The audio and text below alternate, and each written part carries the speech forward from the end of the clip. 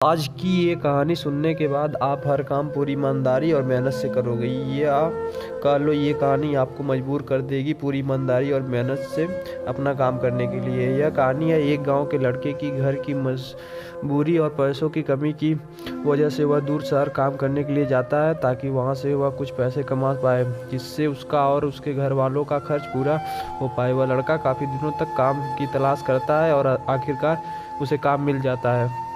वह लड़का अपना सारा काम पूरी ईमानदारी और मेहनत से पूरे दिन करता है। यह देखकर उसका मालिक खुश हो जाता है।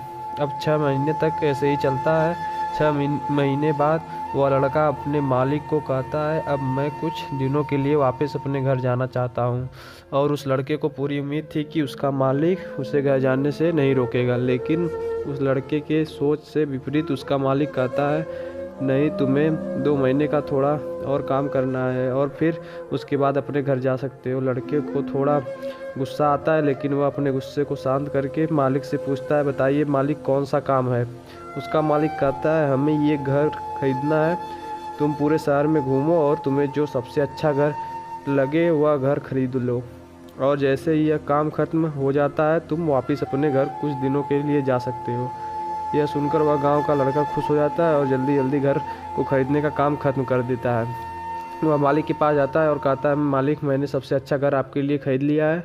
मालिक हैरान हो जाता है और कहता है, सिर्फ 10 दिनों में तुमने अच्छा सा घर खरीद भी लिया।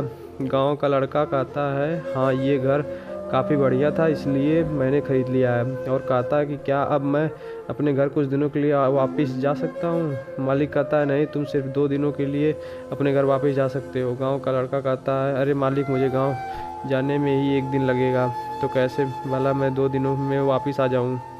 मुझे मेरे परिवार के साथ वक्त भी बिताना है। मालिक खुश होकर कहता है कि अब से तुम हमेशा अपने परिवार के साथ ही रहोगे। जो घर तुम्हें मैंने खरीदने के लिए कहा था वह घर तुम्हारे और तुम्हारे परिवार के लिए मेरे तरफ से एक तोहफा है। यह सुनकर वह गांव का लड़का खुश होने के बजाय मायूस हो जाता है और कहता है, अगर मालिक आपने मुझे पहले कहा होता कि ये घर आप मेरे लिए खरीद रहे हो तो मैं थोड़ी और जानकारी प्राप्त करके इससे और अच्छा घर खरीदता।